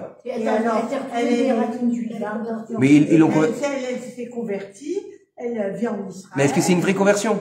Hein? Une vraie conversion. Bah, au Hachem, très bien, mais j'ai pas dit quoi. Mais moi, j'ai pas parlé de ça. J'ai pas parlé de ça. Mais ça, on les facilite. Je sais pas. Je peux te dire qu'on les facilite. Ok, peut-être, mais moi, je sais pas. Mais t'as quand même quelque chose. Enfin, c'est pas... Oui, au niveau de la... Au contraire, c'est pas parce qu'on a quelque chose, c'est pas parce qu'ils ont quelque chose qu'ils sont... Au niveau de la halakha, c'est comme ça. Comme ils se prennent comme demi-juifs, donc ils se prennent plus facilement à se marier avec des juifs. Voilà. Et c'est justement pour éviter la faute. Avant, avant que ce soit par les femmes, c'était par les hommes. C'est pas le problème. Il y a une halakha. La judéité se passait par les hommes. Est-ce qu'il y a une halakha? Jamais. Est-ce qu'il y a une halakha? La Torah, c'est marqué que c'est par la femme. Par la femme. C'était la tribu. C'était la tribu. Avant, la tribu. C'était par les hommes. Mais non, c'est pas, écoutez bien, c'est pas le problème. Le Inyan, il faut comprendre. Il faut comprendre une chose. Écoutez bien. C'est pas le problème. Ce qu'il faut comprendre, c'est que on doit rentrer dans quelque chose, on doit garder. Non, mais on juge personne, on n'est pas là pour juger. On explique. Ce que je veux dire, c'est que, faut comprendre que, dans notre réalité à nous, c'est notre réalité en tant que juifs. C'est la réalité d'annulation totale envers Akadosh Baruch Hu. La volonté du ciel. La volonté de faire ce que Dieu nous a dicté. C'est-à-dire, Imbechukotai telechu. Vous irez selon mes principes. Et le problème qu'il y a, c'est que toute cette assimilation qu'on a avalée depuis toutes ces années, que ce soit en France, en Hollande, en Angleterre, en Espagne, On a défini une idée qui est de se mélanger. Mais faut jamais oublier une chose, c'est que chaque fois qu'on s'est mélangé, on en a pris plein les dents. Et à chaque fois qu'on s'est mélangé, on a oublié notre identité, mais on a toujours un non-juif qui est venu nous la répéter, nous l'a rappelé. Et aujourd'hui, on peut plus se permettre ça. Aujourd'hui, on doit être comme Eliezer, un bitoul total à la volonté d'Akadosh Baruch Hu. Et pour ça, il y a qu'une chose à faire. C'est s'attacher au tzaddik. Au tzaddik de vérité. Et malheureusement, aujourd'hui, c'est difficile de trouver un tzaddik de vérité parce qu'il y a beaucoup de menteurs.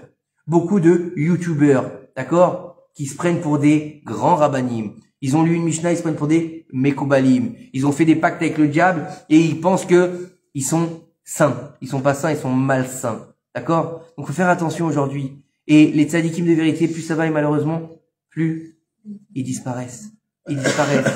Et plus ils laissent la place, en fait, au Mashiach. Mais faut pas oublier une chose. Le Mashiach, il va te dire, alors, est-ce que tu as fait ta mission de vie ou pas? Et toi, tu veux dire quoi? Ah non, excuse-moi, moi j'étais occupé à faire de l'oseille. Non, moi désolé, j'ai pas le temps, j'étais occupé en boîte de nuit. Tu peux pas lui dire ça. C'est-à-dire que tu dois t'annuler à la volonté d'Akadosh Baruch Hu. Akadosh Baruch Hu, il t'a donné une Torah. Alors on peut pas tout faire, on dit pas le contraire, on n'est pas là pour juger les gens. Les gens sont là pour essayer de faire au mieux. Voilà, c'est ce que je dis. Essayer de faire au mieux. Mais est-ce que tu as accepté ta mission? Tu vas peut-être échouer dans certaines choses. Tu vas peut-être galérer dans certaines choses. Mais est-ce que tu as accepté? Et c'est ça qu'on va dire à Rosh Hashanah. Rosh Hashanah, qu'est-ce qu'on a dit à Kadosh Baruch Hu? Donne-moi une année encore parce que cette année, je veux changer Rosh Hashanah. Mais si tu changes pas, alors, qu'est-ce que tu as fait? T'as pas fait ce qu'il fallait. Comment tu peux devenir un maudit, tu deviens béni? Et toi, t'es béni, tu veux devenir un maudit? C'est le monde à l'envers. On marche sur la tête aujourd'hui. On est en train de se perdre dans les méandres de l'assimilation, dans les méandres du monde. Combien on a entendu ces derniers temps, Trump va nous sauver? Il est juste un pion dans l'échiquier d'Akadosh Baruch Hu pour faire la volonté d'Hachem. Peut-être un déchiqueté. Mais c'est ce que je dis, un pion dans l'échiquier d'Hachem. Mais comme Bibi, comme Trump, mais c'est pas lui le Mashiach. Le Mashiach, mis à part le fait que ce soit un homme qui doit dévoiler, qui doit reconstruire, le Mashiach, il est en chacun de nous. Le Mashiach, il est là. Il est prêt à éclore. La Neshama d'Israël. Alors, je suis en train de lire un livre et il dit là-bas, il explique quelque chose d'assez intéressant. Il explique que avant Rabbi Yitzhak Luria, vous connaissez Rabbi Yitzhak Luria? Le Ari Kadosh, d'accord? Qui a développé une pensée différente. Zohar, mais au niveau du Zohar, qui a développé une pensée au niveau du Zohar différente. Et à partir de ce moment-là, on va développer une nouvelle façon de vivre le Mashiach. C'est impressionnant, c'est hallucinant. Il dit en fait que à la base, les gens avaient cette croyance que le Mashiach, c'est un homme qui descend, qui vient, qui fait les guerres et qui, ouais, c'est un espèce de Père Noël, quoi. D'accord? Lui, il vient avec son traîneau et ses rennes, l'autre, il vient avec un âne et il descend de la montagne à cheval. Ok? Excusez-moi, mais c'est à ça qu'on a limité aujourd'hui le Mashiach. Aujourd'hui, c'est ça. Mashiach, ou c'est un drapeau, d'accord? Ou c'est un type sur un âne. Ou sur un nuage. D'accord? Alors, pour les gens de ma génération, c'est Dragon Ball, le Mashiach. C'est, voilà. Donc, c'est les gens qui fument, c'est les gens qui fument. Non! Écoute bien. Et à partir de Rabbi Yitzhak Luria, Sangoku. Plus vieux que ça. Ah, plus vieux que ça. Écoutez bien. Nounours. Écoutez bien. Et il dit en fait que, à partir de Rabbi Yitzhak Luria, Zichrono Livracha, le Harizal, le Ari Kadosh, qui a développé le Zohar, une façon d'étudier le Zohar différemment, qui a tout laissé à son élève le plus grand, Rabbi Chaim Vital, d'accord? Il explique là-bas que on a transcender le méchichisme, on peut appeler ça comme ça. On va l'appeler en français le messianisme. J'ai horreur de ce thème-là, je trouve que ça fait très Ave Maria, d'accord? Mais et ben il dit qu'en fait on a développé que, écoute bien, que le méchichisme, il doit devenir, que Rabbi Yitzhak Luria développe cette idée que le méchichisme, il n'est plus individuel, mais qu'il est collectif. Et qu'en fait, depuis Rabbi Yitzhak Luria, et qu'en fait, écoute bien ce qu'il dit dans le texte que je suis en train de lire, et qu'en fait, ce texte, maintenant c'est pas un livre en hébreu, c'est un livre en français, c'est un livre qui a été traduit, C'est pas ce que j'ai dit. J'étais très étonné de trouver cette idée dans ce livre-là, d'ailleurs.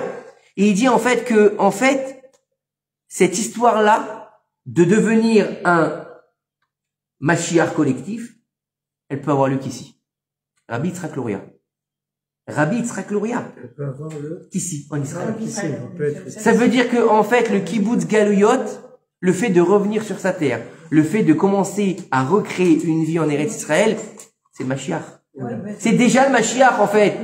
Donc ça veut dire, c'est pas simplement d'attendre. Alors ça veut dire quoi? Écoutez bien, c'est une pensée encore plus violente. Ça veut dire qu'il faut pas attendre le Mashiach. Faut le vivre. Faut l'être. Faut être le Mashiach à ton niveau. C'est-à-dire que tu es là sur terre, sur la terre d'Israël, en train de travailler Hachem à ton niveau. Encore une fois, on n'a demandé à personne de tous des Abraham, des Yitzhak ou des Yaakov. Quoique, on nous dit, il faut se dire tous les jours, quand est-ce que mes actes dépasseront les actes de mes pères?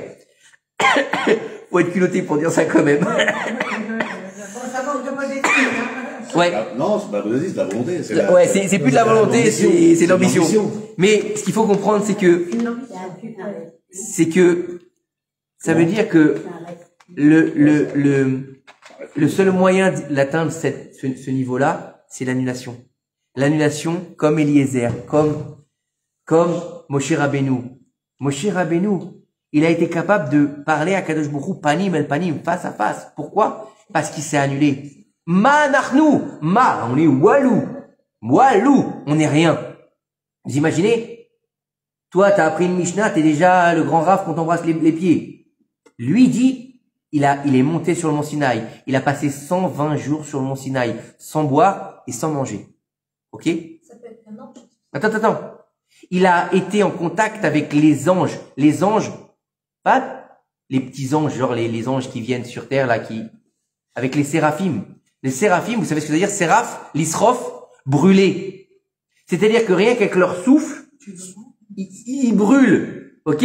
Avec le Malach HaMavet. Le Malach HaMavet, écoutez bien, l'ange de la mort, il a donné à Moshe Rabbeinu le moyen d'arrêter une épidémie. Comment? Avec les ktorettes.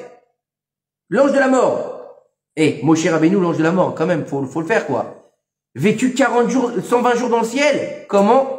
Justement, parce qu'il était tellement annulé dans sa propre volonté, qu'il était totalement investi de la divinité d'Akadosh Baruch Hu. Ça veut dire qu'il était même plus, lui, comme Eliezer. Donc, plus de Malach HaMavet, plus besoin de manger, plus besoin de boire, plus besoin, il est homme! Ish à Elohim. Il est Ish à Elohim. Écoutez bien, c'est tout ça la subtilité du texte. Il est homme parce qu'il est né homme. C'est pas un demi-dieu. C'est un homme. Il reste homme. Mais il a tellement élevé sa rouchaniout, son niveau de neshama, qu'il est arrivé à faire que c'est la neshama qui contrôle son corps. Ça veut dire que le corps, il devient tout simplement un simple support. Et nous, qu'est-ce qu'on fait? Nous, on est un simple porc. C'est-à-dire, non, je plaisante. C'était pour la rime, pour le jeu de mots. Mais ça veut dire quoi? Ça veut dire que nous, on va utiliser cette neshama pour faire vivre notre corps. C'est vrai, on est juifs, mais nous, on aime les fringues, la bonne bouffe, les machins. Il y a Shabbat, c'est cool, on va envoyer de la nafila. Il y a les fêtes, youpi! Pourquoi? Ça fait 6 mois que j'ai pas mangé de kaila. Hein? Il y a truc, super, ma mère va faire les salades. Et le pain de ma mère, il est, yacha. Oui ou non? Tiens, tu vas à la prière. Je vais à la tuila, tu sais quoi, on va kiffer. Pourquoi tu vas à la prière? À la synagogue. C'est là-bas qu'on fait le plus d'affaires. Oui. Il t'a donné une neshama, tu vas l'utiliser pour tes besoins primaires. Non. Tu dois utiliser ton corps pour ta neshama. Et en fait, c'est le niveau de Moshe Rabbeinu, Isha Elohim. C'est le niveau d'un homme comme Eliezer. C'est le niveau du Baal Hatanya. C'est le niveau de tous les grands tzadikim. Ils ont d'abord fait passer les besoins du divin avant leurs besoins. Mais c'était des hommes. C'était des hommes. C'est-à-dire qu'ils mangeaient, qu'ils dormaient, qu'ils se reproduisaient. Qu'ils travaillaient. Ils travaillaient. Yaakov, il était quoi? Il était berger. Il travaillait. D'accord? Abraham, il avait quoi? Il avait des bergers. Aussi. Ils travaillaient, les mecs. Donc, faut comprendre que ils étaient pas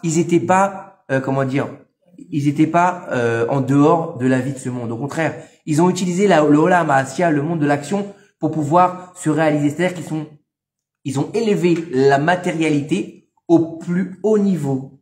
C'est-à-dire qu'ils ont transcendé ce qu'on a sur cette terre pour l'amener dans le divin. C'est-à-dire que ils ont fait en fait ce que doit être fait. C'est-à-dire que la terre est l'endroit où Dieu, il voulait se dévoiler. C'est ça en fait la création du monde. C'est quoi la création du monde? Sheilo dira betartonim, qu'il est une demeure en bas. Ça veut dire quoi? Donc dévoiler la Elokut sur le monde. Donc ça veut dire dévoiler la Elokut où ça? Dans un verre, dans un habit, dans mon travail, dans mon téléphone, partout. Ça veut dire que tu vas utiliser tout ce que tu as pour dévoiler le Mashiach, pour dévoiler le divin, pour faire en sorte de faire la volonté d'Hachem, tout simplement. En annulant pas toi, en annulant ta volonté. Ça veut dire que tu deviens la volonté de Dieu. Et c'est quoi? Ça s'appelle quoi? La création du monde. Exactement! Exactement! Si t'es annulé, t'es capable d'être au niveau du Elohim. Pourquoi? Ish Elohim. Il est pas Ish. Regardez bien. Non mais regardez bien. Regardez bien les mots, ils sont très forts. Moshe Rabbeinu, il est pas Ish Hachem. Il est Ish Elohim. C'est-à-dire qu'il est en mesure d'être dans le niveau Elohim. Elohim, c'est quoi? C'est la rigueur. Ça veut dire qu'Elohim, c'est quoi? C'est la création du monde. C'est Rosh Hashanah, c'est la balance. C'est-à-dire il est tellement pur, il est tellement annulé qu'il est en mesure, écoutez bien, il est en mesure de vivre dans l'Elokut. Il est en mesure de vivre dans la rigueur, et nous, on n'est pas capable. Il s'est tellement élevé que ça lui fait pas peur de vivre dans la rigueur, puisque la rigueur, c'est quoi? Yachar El Israël. Droit avec Hachem. Il peut pas aller à droite à gauche. Il est lui-même Israël. Il est devenu le peuple. Il est devenu celui qui représente les locaux sur terre. Il est Moshe Rabbeinu. Vous comprenez pourquoi est-ce qu'Eliezer, il est en mesure de rentrer au Gan Eden? Il s'est tellement attaché à son maître. Il s'est tellement annulé à son maître. Il s'est tellement rabaissé qu'il n'y a plus personne. Moshe Rabbeinu, il n'y a plus personne. Ma'anachnu. On est dans le bitoul mukhlat le plus complet. Ça veut dire qu'il est arrivé dans la complétude. Oui, mais dans la définition de la shlichut, c'est ça, hein. Quand tu es chaliar, oui, tu es à la place de... Oui. Et donc, si tu veux, tu n'existes pas en tant que tel. Exactement. Tu n'existes pas à en la tant base, que tel, mais tu n'as aucune volonté propre. Ça veut dire que même quand on dit Isha Elohim, c'est l'homme de Dieu, donc il est le chaliar de Dieu. En fait. C'est même pas l'homme de Dieu. C'est pas l'homme de Dieu. C'est pas l'homme de Dieu. C'est Ish. Il est Ish. Il est aussi Elohim. C'est pas l'homme de Dieu. C'est mal traduit. Il est Ish à Elohim. Il est l'homme de la Elokut. Il est pas l'homme de Dieu. C'est pas pareil. C'est-à-dire qu'il a atteint le niveau où on va lui dire, où il va devenir en fait la Elokut. Comme quand Rivka, quand elle va être enceinte, on va le voir dans la paracha Toldot. Non, c'est pas un demi-dieu. C'est-à-dire qu'il n'est pas l'homme de Dieu. C'est-à-dire que il est traversé par l'Elokut. Si, c'est un demi-dieu, mais c'est un homme d'abord. C'est pas un demi-dieu, non. Écoute bien, non. Non, c'est-à-dire que c'est comme si c'était Dieu qui parlait lui-même. N'oubliez pas quelque chose, c'est que il a absorbé. Non, même plus. À ce niveau-là, il est même plus. Il a absorbé. Moshe Rabbeinu, il était bègue, oui ou non? Oui. Pourquoi il était bègue? Parce que Dieu, il s'adressait par sa gorge. La présence divine sortait par sa gorge. Il faut qu'elle soit complètement annulée, ou sinon Dieu peut pas passer par là. C'est du matériel. Ça peut pas le contenir. Il y a plus de matérialité.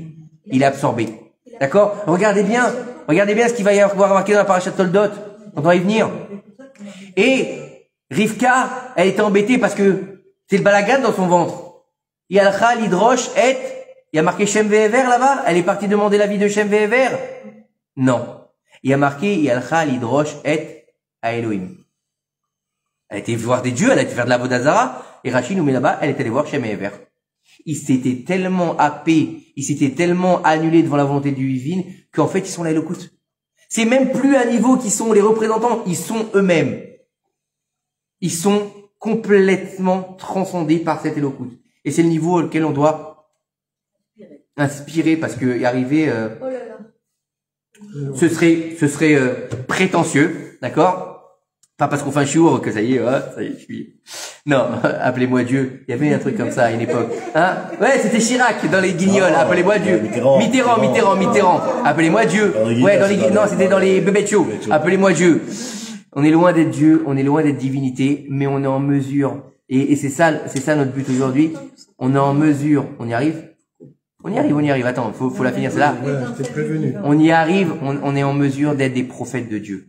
On arrive en mesure de, et c'est comme ça à la fin des temps. Il y a marqué qu'à la fin des temps, l'Esprit de Dieu reposera sur la terre. Ça veut dire que c'est la prophétie. Et donc écoutez bien, c'est pas de moi, hein, c'est du Zohar Kadosh. Aujourd'hui, en faisant la volonté du divin, on serait en mesure de devenir des prophètes. Alors que la prophétie n'existe plus. On sera en mesure, même sans être le Mashiach, de devenir des prophètes de Dieu. Tu as dit qu'on est un peuple de prophètes. Et puisqu'on est un peuple de prophètes, donc on est en mesure de le faire aujourd'hui. Aujourd'hui, dans cette situation dans laquelle on est la plus difficile, qu'on n'a jamais vécue, où on pense que tout est noir, tout est fini, tout est machin. Non! Od Me'at Chanukah. Un peu de lumière repousse beaucoup d'obscurité. Baruch Adonai Elohim. Amen ve Amen.